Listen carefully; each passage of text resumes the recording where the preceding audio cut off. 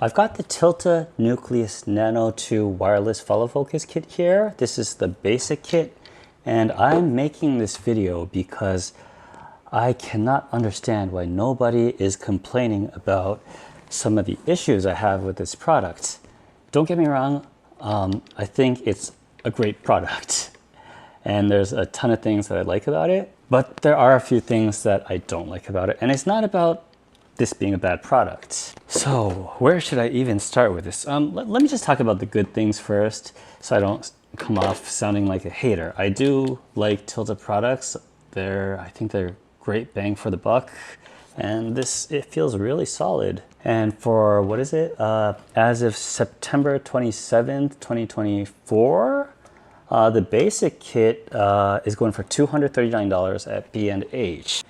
When I first saw the hand wheel and all of this like LCD touchscreen, swiping left, right, up, and Wi-Fi, Bluetooth, pairing, all that kind of stuff, I was kind of skeptical on how complicated it would be to use and how many glitches there would be. But I was pleasantly surprised that this thing is really easy to set up. And in comparison to, like, this is the DJI LiDAR focus motor, which for some reason, they use their own size rods. Like, this is a 15 mil. Can you see that? Yeah. And so this the DJI rod. It's like, what the hell? If why couldn't DJI just play along? But let's see. The motors are really strong. Oh yeah, another thing that I thought would be just a gimmick is the haptic feedback. You can set marker points. Well, right now I don't have the motor hooked up, but I think I could probably simulate that. Let's see. So let's say I'm here and I press the function button. So I put one marker point at like minimum focus. I'll put one at like halfway, and then one at like quarter. There's no way to have you, can you even hear it? So when you approach these marker points that you set, there's this slight vibration that you can feel, and you can adjust how strong you want that vibration to be too, which is actually kind of awesome. And the vibration is so subtle that you can feel it, but it's not like it's gonna shake the camera or ruin the shot or anything if it's mounted to the camera. And if you don't want, just double click and they're gone, or you could just double click on the screen and all the focus markers are gone. So let's see. Now, the main thing that I wanted to talk about, what is wrong with this thing, is nothing. Well, yes, some things. My biggest issue is, how do I even put this? I would say it's dishonest marketing. What I'm referring to is there are a lot of things that are kind of hinted, or more than hinted, should I say. Let me just pull up some examples. So on Tilta's website, they make a lot of really bold claims. You've got 3 main displays. I guess I should probably film this. So you got the main display, you swipe this way, you get the camera display, where it shows you like the f-stop, ISO, 4K, 100 megabits per second, 24 frames per second, what your white balance is, your shutter speed, all that. The main screen where you have focus, zoom, iris, all that kind of stuff. And then you swipe to the left, and then you've got your lens screen where it tells you, for some reason it thinks I'm on an Iris signature zoom 45 to 135 millimeter, and I'm focused at 1 meter by default. And none of these screens work. I'll get to that in a little bit. What else? So high compatibility. Use it to control your DJI RS gimbal. Cool. I'm not quite sure like what I want to control with it, but it sounds nice. Control your camera. So I can only assume that goes back to this camera screen right here where it's giving you all like the camera settings, and it sounds like you can change it from here. And Tilta even has a camera control compatibility list here, and the Sony A7 IV, this one is compatible with run stop, ISO, shutter speed, aperture, and same with my ZVE1 that's over here. They're both fully on the compatible list, but there's a catch. So I first started figuring, well, where should I start? So when I got the unit, I thought, okay, I'll figure it out. There's like this 45-minute long video that Tilta put out, which explains step by step how to do everything. But I'm like, wait, where's the part about how to set up this camera control screen? Where's the part about this like lens screen? As if these features don't exist. So I thought, okay, maybe I use Wi-Fi or I use Bluetooth or I just hardwire USB to the camera and it'll somehow get this data from the camera and I can control it, but nothing works. And it was only till I went to B&H's website for the Tilta Nucleus Nano II Fizz wireless lens control system, and I scroll all the way to the bottom where there's this red box with a disclaimer saying some features listed above are not fully functional in the current firmware, such as DJI Ronin and DJI focus motor compatibility, lens mapping. Such features will be implemented with future firmware updates. Come on, Tilta, this thing's been out for, I think, a year or so now, and there's been at least one firmware update. Wouldn't you want to take care of like some of these main claims that you're making? That's pretty much where my complaints start, because, okay, so that already kind of put me in this like negative way of thinking about Tilta. So I'll dig deeper, and my intention, let me get this on this crazy rig right here. Oh my god, it's too big to fit in the frame. So nice how it just goes on regular 15mm rods. So I got this pretty crazy setup here. This is the original lens that came with the red one. It's a T2.8 or T3, 18 to 50 PL mount lens. So I've got the camera in APS-C crop mode. Well, maybe I gotta push you back a little bit. Oops, okay. And so, oh yeah, I gotta turn everything on. What am I doing? A cooling fan, we'll forget that it's not that hot right now. Okay, so let's see, how can I make it easier to see this? So we've got the motor right here. It's blinking, I think, because it's not calibrated. Long press the function button and it'll just rotate to calibrate itself. And it's solid now. Yeah, I see it solid there. And at that point, you've got follow focus. Maybe that's a little easier to see. So where do I even start? So it says it's compatible with the DJI RS3. And we've got here what looks like a NATO clamp.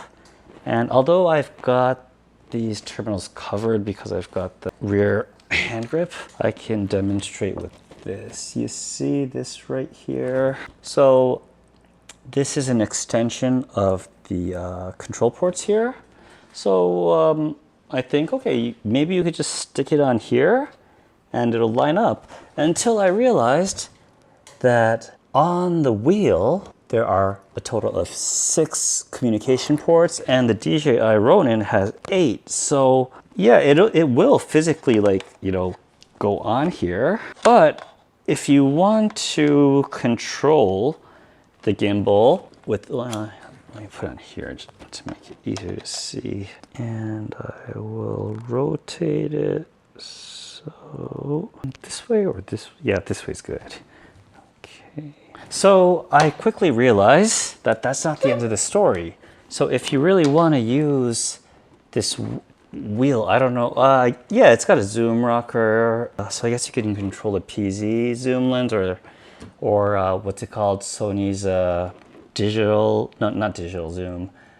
Damn, what's it called? I assume this zoom rocker can control either a PZ lens or clear image zoom. That's it. It's got a, you know, record, stop, and start and stop, which would be convenient, but because of this pin thing, So I quickly realized that you gotta buy Tilta's. I still don't really get it.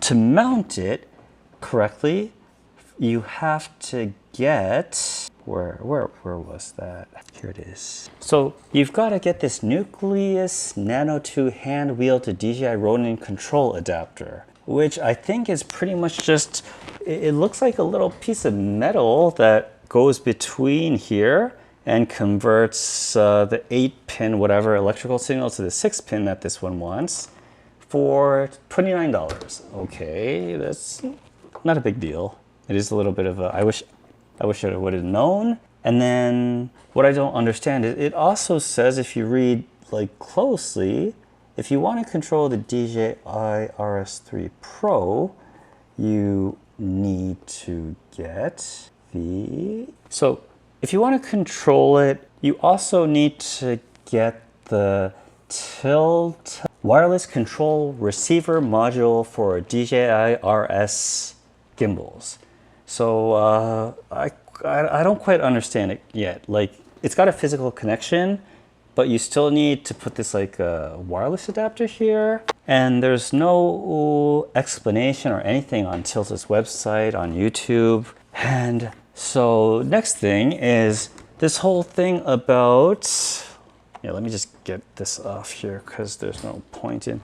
So what about this whole lens thing, which I thought was pretty cool, because if you can, you know, it tells you how many meters or how many feet, inches you are from your subject, and it'll tell you what lens you're using, and I don't know, just some stuff because of that.